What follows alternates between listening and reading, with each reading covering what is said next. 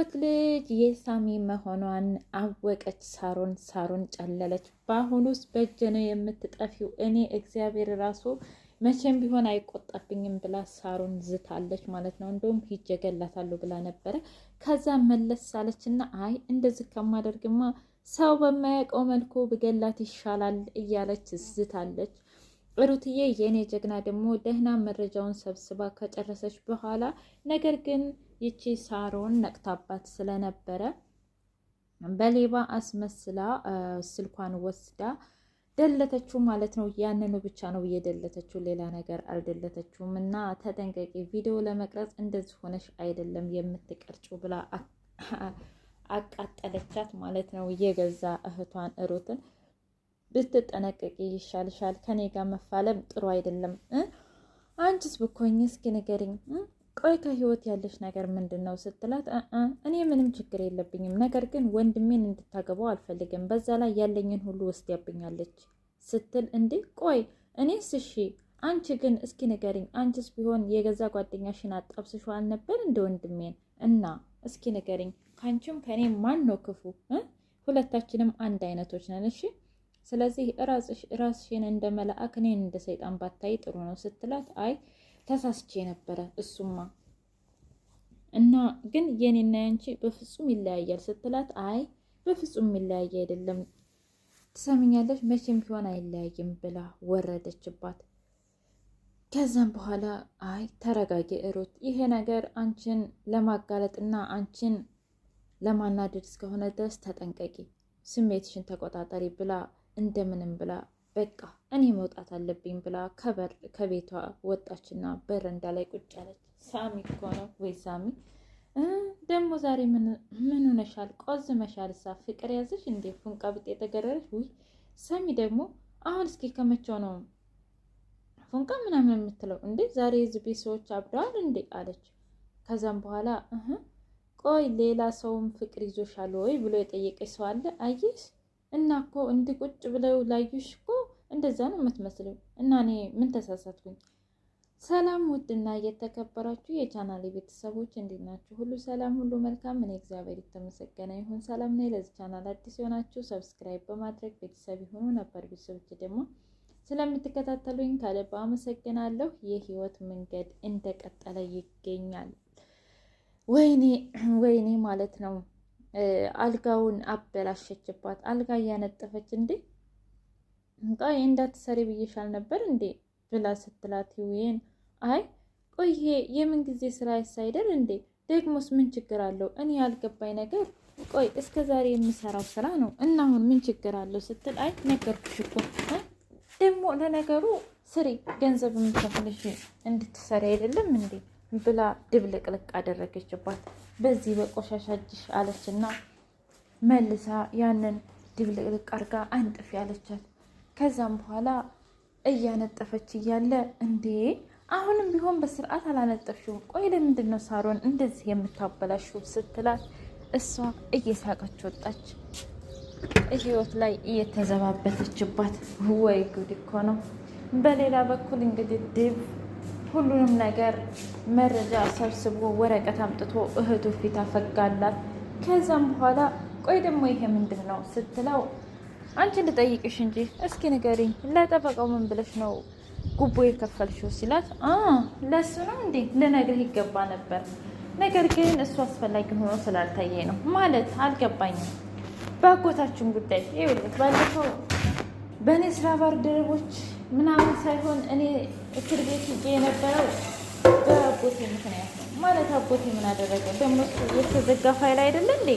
ለእናቴ እንዳትነግራት፣ ግን ፋይሉ ከእንደገና በአዲስ ጠበቃ ተከፍቶ ነበር፣ ለዛ ነው። እና ቆይ አንቺ ለምንድን ገንዘብ መክፈል አስፈለገሽ? ቆይ ባልሰራሁት ስራና ባላደረኩት ነገር እኔ እንዲቀጣ ነው እንደምትፈልገው? አሁንስ አበዛኸው። ትሰማኛለህ? እኔ አሁን ምልህ ነገር ቢኖር አልፈህ ተቀመጥ ነው ምልህ። በቃ በማያገባህ ባትገባ ደስ ይለኛል ወንድሜ። አሁንስ አበዛኸው እንዴ ብላ ተቆጣችው። አሁንም ቢሆን አጥጋቢ መልስ አልመለሽልኝም። ቆይ ሁሌ እንደዚህ ነው? አሁንም እኔ ነኝ ጥፋተኛው? በቃ ሁሌ የሚያጠፋው ዲብ ነው አይደል እያለ እየተናደደ ሄደ። ከዛም በኋላ ለህዊ ደግሞ ህዊ አላት፣ ወይ ዲብ ዛሬ እኮ ስላንተ ቤተሰቦች ያውቃለሁ የሚል ሰው አግኝቼ ሂጅ መጣሁ እና ምን አለው? እኔ አላውቅም። ቢገርምሽ ሁሉንም ታሪክ ከኛ ቤት ተመሳሳይ ታሪክ ነው ማለት እኔ አላውቅም። ገንዘብ ፈልጎ ይሆናል። መጀመሪያ ገንዘብ ስጠኝና ሁሉንም ነገር እነግርሃለሁ አለኝ። ከዛም በኋላ ገንዘብ ሰጠሁት። ከዛ የአባት ስም ሲጠራ የኔን አባት ስም ጠራ። ሁሉም ታሪክ ከኔ ጋር ይመሳሰላል። ከዛም በኋላ ሂዊ በጣም ክት ብላ ሳቀች። እኔ እናንተ ወንድምና እህት? አረ የማይመስል ነገር። ከዛም በኋላ ዲብ ደግሞ ልክ ነሽ፣ ምክንያቱም አረ ሊሆንም አይችልም።